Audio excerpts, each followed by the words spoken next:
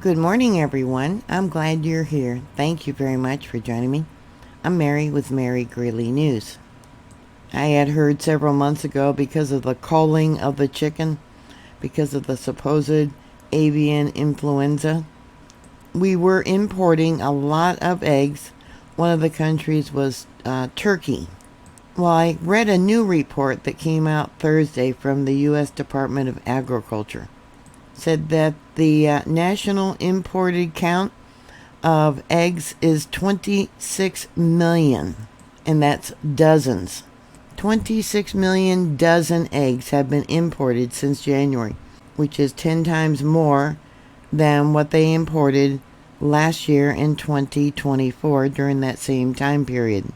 I had also heard how they are offering a vaccine option to the U.S. egg farmers. The Agricultural Secretary, Brooke Rowland, said that a $5 billion plan to combat the bird flu in February, and I guess that means going out and testing the flocks. They have eliminated 170 million poultry birds, which initially caused the egg prices to skyrocket. Other countries that we're currently importing the eggs from is Brazil, Honduras, Mexico, and South Korea. The USDA said that 57% of the eggs that are imported are now coming from Turkey. Iowa remains the top egg producing state, and to date has lost than 29 million birds associated with the culling because of the so-called HPAI bird flu.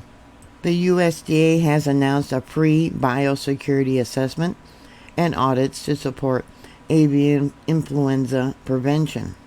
According to a news release, the USDA has inspected, has gone into 1,000 different facilities, given them the free assessments, and that includes 162 facilities in Iowa.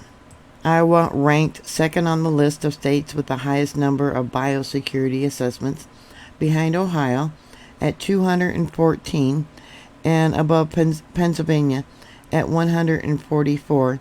Indiana had 129 and Missouri 80. The USDA has paid farmers more than $70 million to replenish their flocks since February, when the USDA increased the indemnity values available to producers with layer flocks affected by the virus. To get the money from the FDA or USDA, they would be subject to biosecurity audits if they wish to remain eligible for indemnity to restock birds.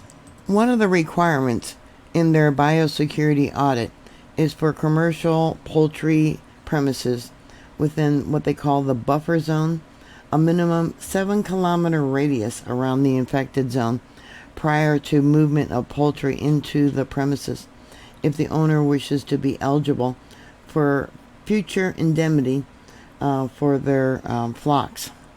Additionally, they will not pay indemnity for flocks moved into premises in active infected zones if the flocks become infected with the virus within 14 days following the dilution of the controlled area around the active infected premises.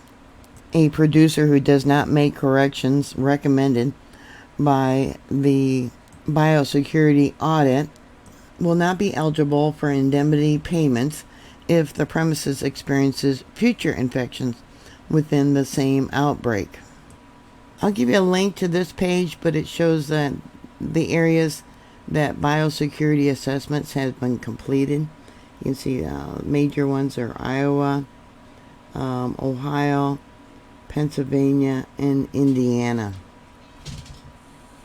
Here where I live in South Dakota, 26 have done. North Dakota, 3 have been done. Minnesota, 32 have been done. California, 22. I'm surprised only 22 in California, where Minnesota has 32. Mississippi, let me bring this down. 4. Alabama, 1. Georgia, 14, North Carolina 11, Virginia 5. Yeah, I'll give you a link to this. I found another paper about vaccines. It says that they will provide funds to support high-value, high-impact projects that will explore vaccines, therapeutics, research, and other strategies to combat the highly pathogenic avian influenza in poultry. Additional details about the program and funding opportunity, including additional information for applications, are available on the USDA website. So this is still all under research, these vaccines that they're giving the poultry farms.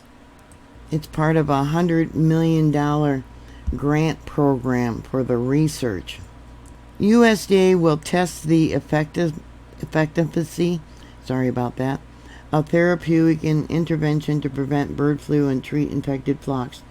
USDA is in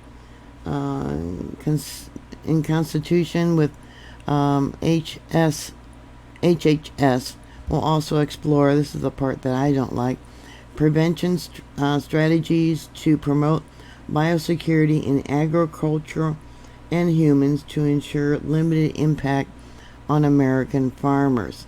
Yeah, and in humans. This was put out on March 20th of this year, and it shows that they're investing $100 million.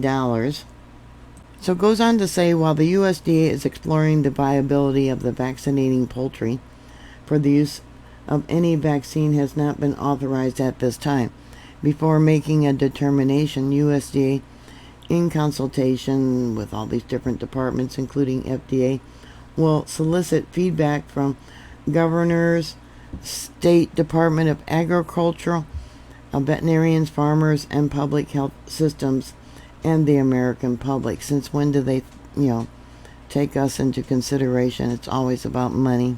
USDA seeks vaccine candidates that are well matched to circulating clades, compatible with the ability to differentiate vaccinated from infected animals, compatible with serologic testing schemes, providing sterilizing or long-duration immunity, requiring hands-off delivery for protection in chickens and turkeys, safe, potent, and effective. They'll just declare an emergency, like they just did, to get the funding, and declare an emergency to force the vaccine of all the chickens. Another paper I found, USDA announces $100 million funding opportunity to fight against avian influenza, biosecurity, therapeutics, research, and potential vaccine candidates of interest.